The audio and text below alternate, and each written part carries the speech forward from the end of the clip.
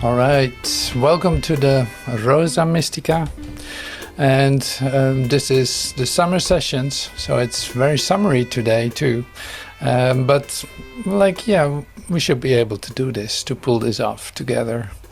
With all these heartwarming poems that are coming up, it should be just great. And so Rosa Mystica, we start with a quiet moment, just entering into the daily lesson made by some of us, and I love to use that because it's very pretty and beautiful, and also it holds the beauty of the lesson of today. So that's what we're going to do first, a bit of meditation, and so let's be quiet together and start there and enter deeply into our peace and open our consciousness like never before. So let's start with that. J'invoque le nom de Dieu et le mien.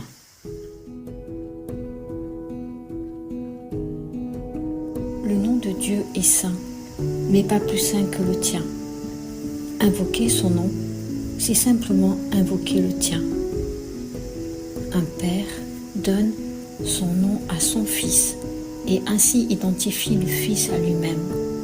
Ses frères partagent son nom et ils sont unis ainsi par un lien vers lequel ils se tournent pour leur identité. Le nom de ton père te rappelle qui tu es, même dans un monde qui ne connaît pas cela, même si tu ne t'en souviens pas. Le nom de Dieu ne peut être entendu sans réponse, ni être prononcé sans un écho dans l'esprit qui t'appelle à te souvenir. Dis son nom et tu invites les anges à entourer la terre où tu te tiens et à chanter pour toi. Leurs ailes déployées pour te garder à l'abri et te protéger de toute pensée du monde qui voudrait faire intrusion dans ta sainteté. Répète le nom de Dieu et le monde entier répond en déposant les illusions. Chaque rêve que le monde chérit a soudain disparu. Et là où il semblait être, tu trouves une étoile, un miracle de grâce. Les malades se lèvent, guéris de leurs pensées maladives. Les aveugles peuvent voir et les sourds peuvent entendre. Les affligés cessent leur deuil et les larmes de douleur sèchent, tandis qu'un rire heureux vient bénir le monde. Répète le nom de Dieu et les petits noms ont perdu leur signification. Nulle tentation qui ne devienne une chose sans nom et indésirée devant le nom de Dieu. Répète son nom et vois avec quelle facilité tu oublieras les noms de tous les dieux auxquels tu accordais de la valeur. Ils ont perdu le nom de Dieu que tu leur donnais. Ils deviennent anonymes et sans valeur pour toi, même si avant de laisser le nom de Dieu remplacer leur petit nom, tu te tenais en adoration devant eux, les nommant Dieu. Répète le nom de Dieu et invoque ton soi, dont le nom est le sien. Répète son nom et toutes les choses minuscules et sans nom sur terre se replacent dans une juste perspective. Ceux qui invoquent le nom de Dieu ne peuvent confondre le sans-nom avec le nom, ni le péché avec la grâce, ni les corps avec le Saint-Fils de Dieu. Et si tu te joins à un frère, assis avec lui en silence, et répète le nom de Dieu avec lui dans ton esprit tranquille, tu as établi là un autel qui va jusqu'à Dieu lui-même et jusqu'à son Fils. Fais seulement cet exercice aujourd'hui. Répète le nom de Dieu, lentement, maintes et maintes fois. Oublie tout autre nom que le sien. N'entends rien d'autre. Laisse toutes les pensées s'ancrer sur cela. Nous n'utilisons pas d'autres mots sauf au début pour dire une seule fois l'idée d'aujourd'hui. Et puis le nom de Dieu devient notre seule pensée, notre seule parole, la seule chose qui occupe notre esprit, le seul souhait que nous ayons, Le seul son qui ait une quelconque signification est le seul nom de tout ce que nous désirons voir, de tout ce que nous voudrions pour nôtre. Ainsi, nous faisons une invitation qui ne peut jamais être refusée. Et Dieu viendra et y répondra lui-même. Ne pense pas qu'il entende les petites prières de ceux qui l'invoquent par les noms des idoles ou le monde chéri. Ils ne peuvent l'atteindre ainsi. Il ne peut entendre les requêtes qui demandent qu'il ne soit pas lui-même ou que son Fils reçoive un autre nom que le sien. Répète le nom de Dieu et tu le reconnais comme seul créateur de la réalité. Tu reconnais aussi que son Fils fait partie de lui et qu'il crée en son nom. Assieds-toi en silence et laisse son nom devenir l'idée qui englobe tout et absorbe ton esprit complètement. Fais taire toutes tes pensées, hormis celle-ci, et à toute autre pensée, réponds par celle-ci, et vois le nom de Dieu remplacer les 1000 petits noms que tu donnais à tes pensées, ne te rendant pas compte qu'il n'y a qu'un nom pour tout ce qui est et tout ce qui sera. Aujourd'hui, tu peux atteindre un état dans lequel tu feras l'expérience du don de la grâce. Tu peux échapper de ton esclavage du monde et donner au monde la même délivrance que tu as trouvée. Tu peux te rappeler ce que le monde a oublié et lui offrir ton propre souvenir. Tu peux accepter aujourd'hui le rôle que tu joues dans son salut, aussi bien que dans le tien. Et les deux peuvent être accomplis parfaitement. Tourne-toi vers le nom de Dieu pour ta délivrance et elle t'est donnée. Aucune autre prière que celle-là n'est nécessaire, car elle les tient toutes en elle-même. Les mots sont insignifiants, et il n'est plus besoin d'aucune requête quand le Fils de Dieu invoque le nom de son Père. Les pensées de son Père deviennent les siennes. Il réclame tout ce que son Père a donné, donne encore et donnera à jamais. Il l'invoque pour laisser toutes les choses qu'il pensait avoir faites être maintenant son nom, et à leur place, le saint nom de Dieu devient son jugement de leur non-valeur. Toutes les petites choses se taisent. Les petits sons ne font plus maintenant aucun son. Les petites choses de la terre ont disparu. L'univers ne consiste plus en rien, sauf le Fils de Dieu qui invoque son Père. Et la voix de son Père répond au saint nom de son Père. Dans cette relation éternelle et calme, où la communication transcende de loin toute parole et pourtant dépasse en profondeur et en hauteur tout ce que les mots pourraient jamais exprimer, est la paix éternelle. Au nom de notre Père, nous voudrions faire l'expérience de cette paix aujourd'hui. Et en son nom, elle nous sera donnée.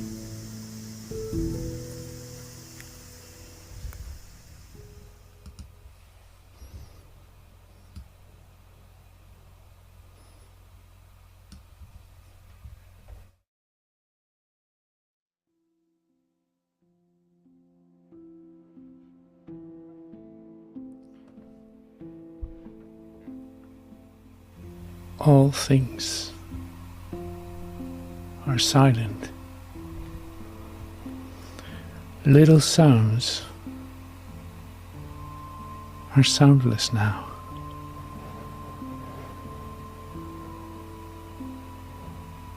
The little things of the earth have disappeared. The universe consists of nothing but the Son of God, who calls upon his Father, and his Father's voice gives answer to his Father's holy name.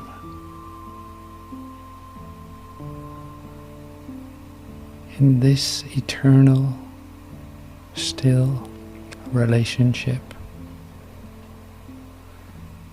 in which communication far transcends all words, and yet exceeds in depth and height whatever words could possibly convey, is peace eternal. In our Father's name, we would experience this peace today. And in His Father's name, it shall be given us.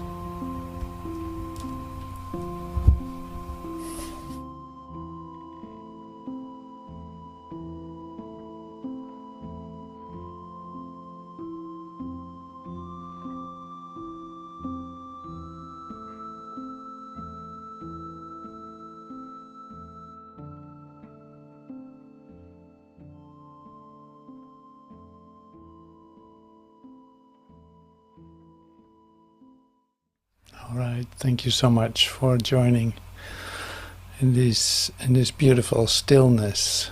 So thank you so much, Pierre and Michel, for reading this to us.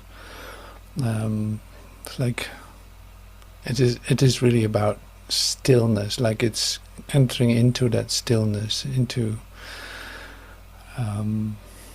opening up to the essence of all is what is occurring. So that's in the poetry that we're going to read. It is, in fact, in the way that you look, in the way that you experience yourself, that becomes more and more obvious that literally the beauty of creation is presented to you in whatever form, no matter what continent you come from. So today in the Rosa Mystica we have the continent of South America, and entering into the idea of South America, you see there are many poets for sure. There are many singers too. There's an incredible amount of tribes and histories, stories, and rites. And so in that sense it is an incredible cultural continent. It's like unbelievable. So many, it's probably comparable to Africa, but there are so many ethnicities that's unbelievable. So that makes it different to look for instance, poetry. Now I use some of the poetry from the early days, like before the Spanish Inquisition. It's like before 1500s, where you see that the Aztecs were right in the middle of their presence, you could say. And the song of the flower was what came up as the tradition of the Aztec poetry. Now, like I said, it was quite a search to come to some mystical poetry that you can relate to. So a lot of it is very much like shamanistic, and you remember this from Mexico, from other places, like Carlos Castaneda, who was like popular in the 60s and 70s, 80s. I read a lot of his books, but anyway, it's like the tradition of the shamanistic culture, and it has an incredible field, or incredible field is a good word. It's like there's an incredible field that takes place in South America. But of course that's not the only thing. So there was a Spanish Inquisition. So there was an impregnation with an idea of Christian mysticism, or Christian religion at least, and converting many tribes, many of the ones that were natives to South America into Christians. that in itself is an interesting mix, since you see where the tribes come from. So that must be enormous. Of course, you see this everywhere in the world, but here specifically too, because it's very dedicated to Christianity, just like they were dedicated to their own religion before, their own spiritual experiences. And so putting that all together, I looked at some of the poets, Louis Borges, for instance, and to start with Louis Borges, there's a beautiful language that he uses. It's of course Spanish, but it's translated into English, luckily for us, and in that sense, it is the way that he formulates, the way that he actually sees, is very inspiring. So I would love to share some poems of Louis Borges. So compose some South American touch music, background music. Louis Borges. So there are some expressions that he came up with that have to do with summer, with sun and sunset, and interesting expressions. So I like to share that with you. So here we go with Afterglow. Sunset is always disturbing, whether theatrical or muted. But still more disturbing is that last desperate glow that turns the plain to rust, when on the horizon nothing is left of the pump and clamor of the setting sun. How hard holding on to that light, so tautly drawn and different, that hallucination which the human fear of the dark imposes on space, and which ceases at once the moment we realize its falsity, the way a dream is broken, the moment the sleeper knows he is dreaming.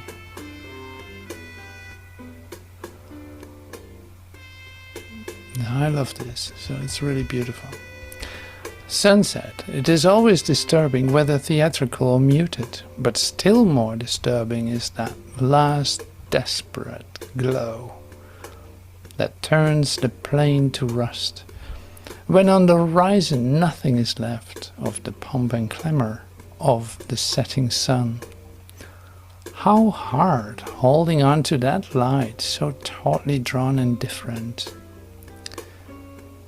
that hallucination which the human fear of the dark imposes on space, and which ceases at once the moment we realize its falsity, the way the dream is broken, the moment the sleeper knows he is dreaming.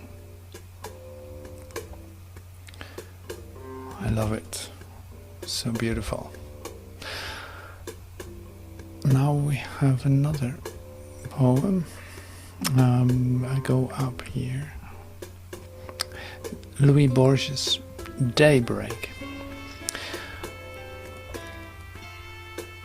So we did the sunset, now here's the daybreak. In the deep, universal night, scarcely dispelled by the flickering gas lamps, a gust of wind, coming out of nowhere, stirs the silent streets with a trembling presentiment of the hideous dawn that haunts, like some the tumble-down outskirts of cities all over the world, under the spell of a refreshing darkness and intimated by the threat of dawn. I felt again that tremendous conjecture of Schopenhauer and Berkeley, which declares the world and activity of mind a dream of souls without foundation or purpose or volume. And since ideas are not like marble, everlasting, but ever renewing like a forest or a river. The previous speculation took another form in the dawn, and the superstition of the hour, when the light, like a vine, begins twining itself to walls still in shadow, dominated by reason, and projected the following whim: if all things are devoid of matter, and if this populous Buenos Aires, comparable to any army in complexity, is no more than a dream, arrived at in magic by souls working together, there's a moment, and that is the trembling moment of dawn, when those who are dreaming the world are few, and only a handful of night owls preserve ashen and sketchy a vision of the streets, which they will afterward define for others. The hour in which the persistent dream of life is in danger of breaking down. The hour in which God might easily destroy all his work.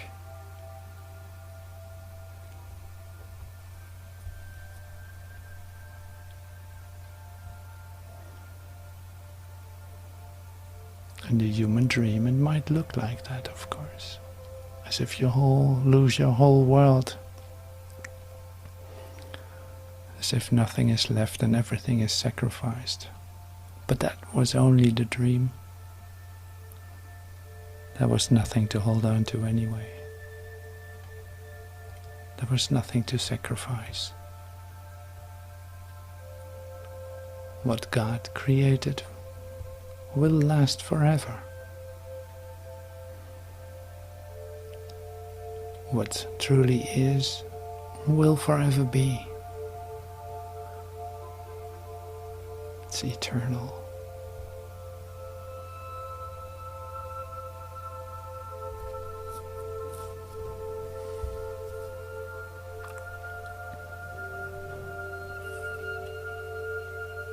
But once more, the world comes to its own rescue. The light streaks in inventing dirty colors, and with a tremor of remorse for my complicity in the daily rebirth, I seek my house, amazed and ice-like in the white glare, while a songbird holds the silence back, and the spent night lives on in the eyes of the blind.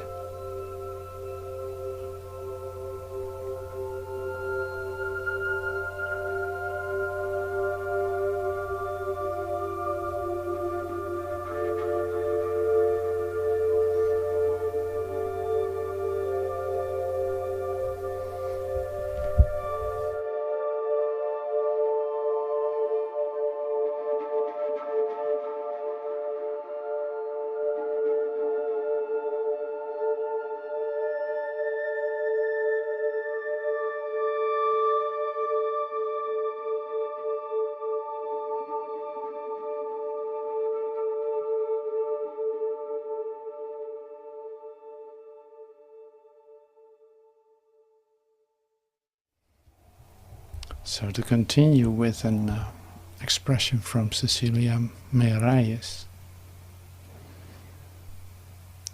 it's really lovely too.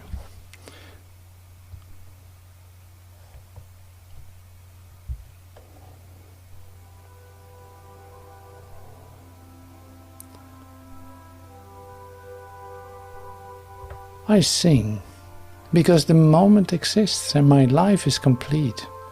I am not joyous, nor am I sad. I am a poet. Brother to all fleeting things, I feel neither delight nor torment. I pass through nights and days on the wind. Whether I crumble or I build, whether I stay or I vanish, I do not know. I do not know. I do not know if I remain or pass on. I know I sing, and the song is everything. It wings and wing beats with eternal blood. And one day I know I shall be mute, but nothing will silence the song.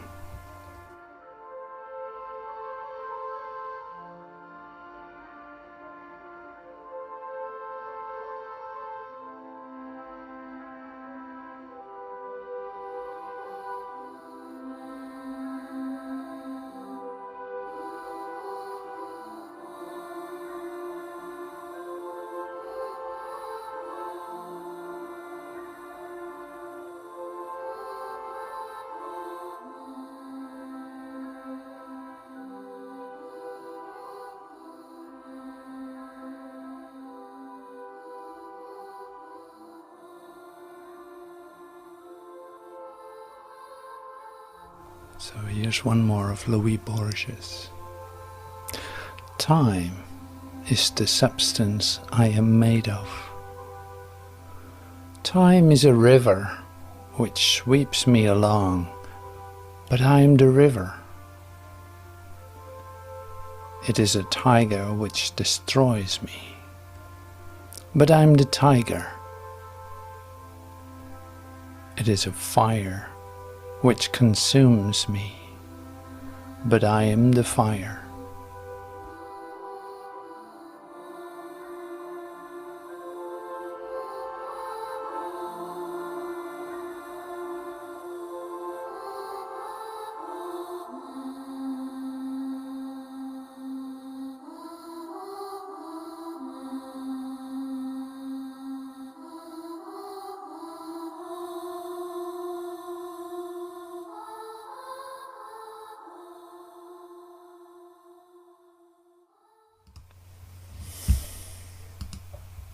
All right.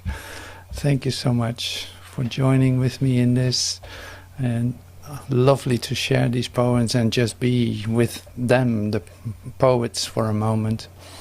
And we're going to continue to do so with the ones that you send in.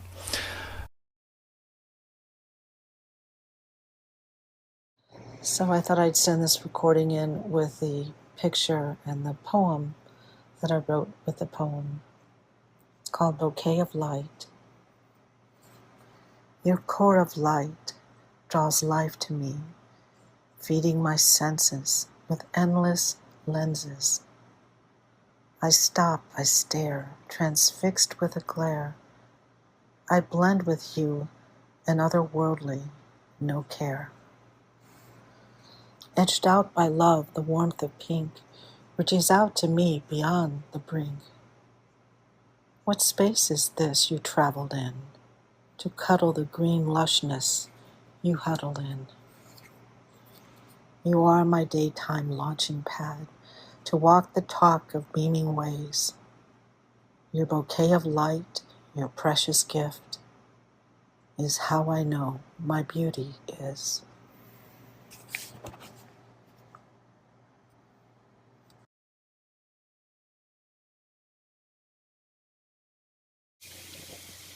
I have a garden full of friends, flowers with a feast of colors, countenance and scents, sunny dahlias, fragrant wisterias, sweet peonies, and more from Americas. From Hyde Park or summer close, a hot pink rose, an edelweiss, clean and bright, from the land of Schweiz. And oh là là, le bleu lavande qui vient du sud de France. And a tulip from Netherlands, with a spirit the highest of highs. I plant 2 pink wild roses from the true north, and now the circle is closed. The language we speak is love. And I love this garden more than I ever loved.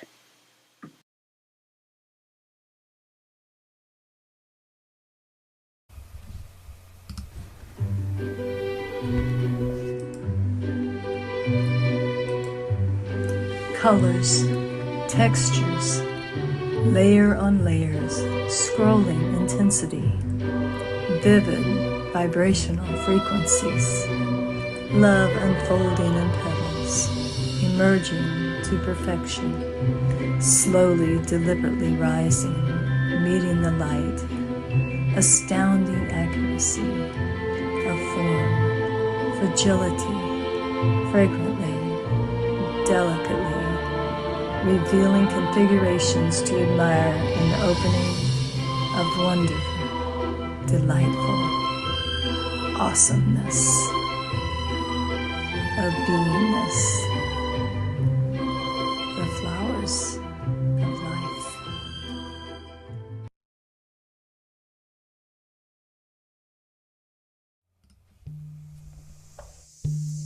Petit gras. Le jour se lève, chaud devant. L'amour s'élève, chaud dedans. Petit grain sur la grève du temps.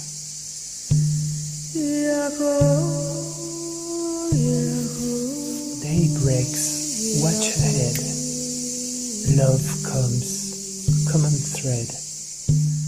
Petit grain on the shore of time.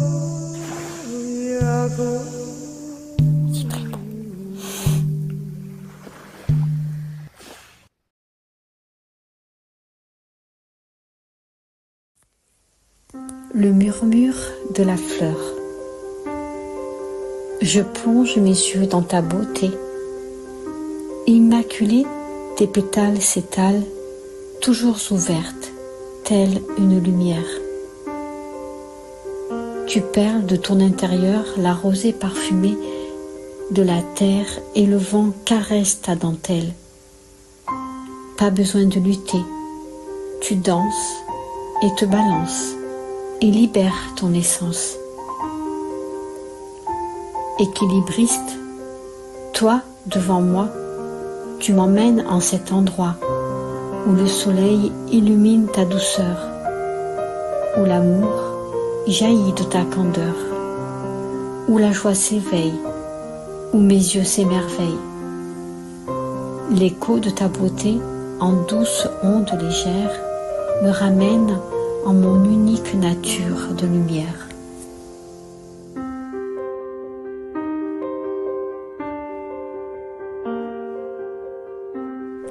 The whisper of the flower.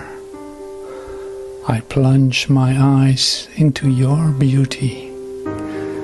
Immaculate, your petals spread out, always open like a light. You beat the earth's fragrance, dew from within, and the wind caresses your lace. No need to struggle, you dance and sway and release your essence.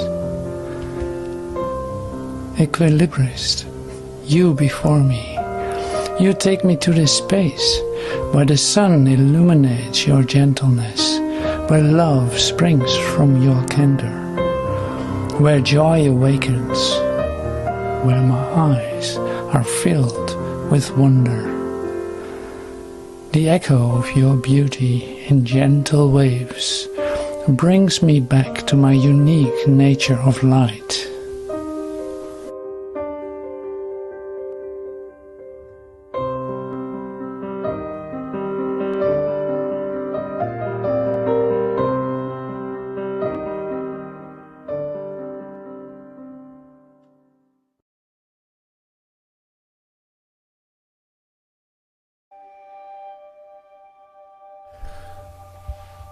Symphonia Florum, Symphony of the Flowers.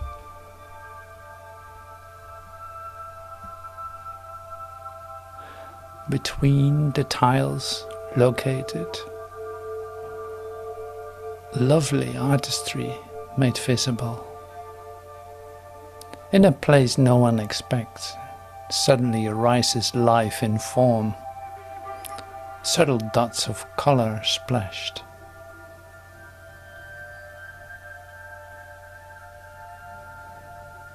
Breathing into the wide open, light insertion, shaking grounds, invisible creation in action. Spaciousness is calling gently. Succession of guided movements.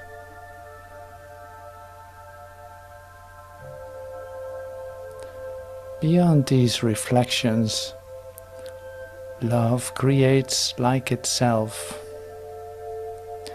in a most joyful expansion.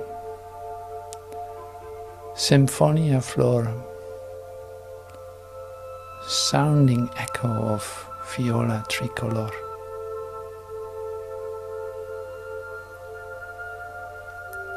Benevolent phenomenon, living in eternity as one. Innocence extended as gift. Sequential thoughts unchained. Singular subjective experience.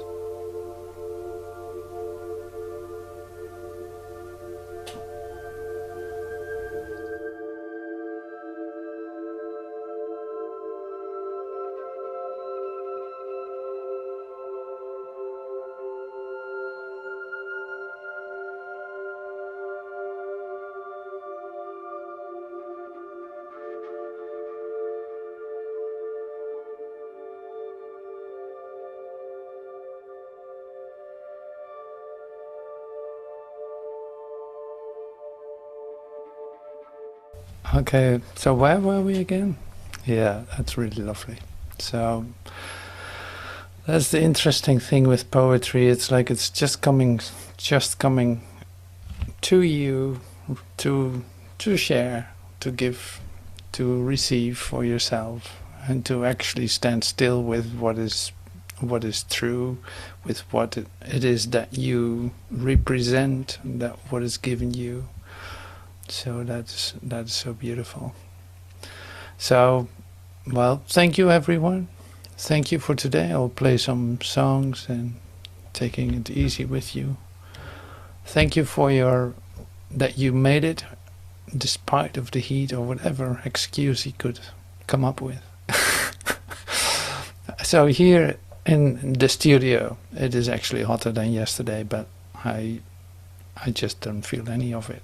So it really doesn't matter at all. Which is really wonderful. It's like just let yourself be transported out of time and you don't even feel any of it. It really doesn't really matter at all. Anyway, that was my experience today. So thank you for taking me out of this contraction called weather, fatigue, excuse, denial, defense. Thank you for everything. I love you. Thank you so much. Thank you.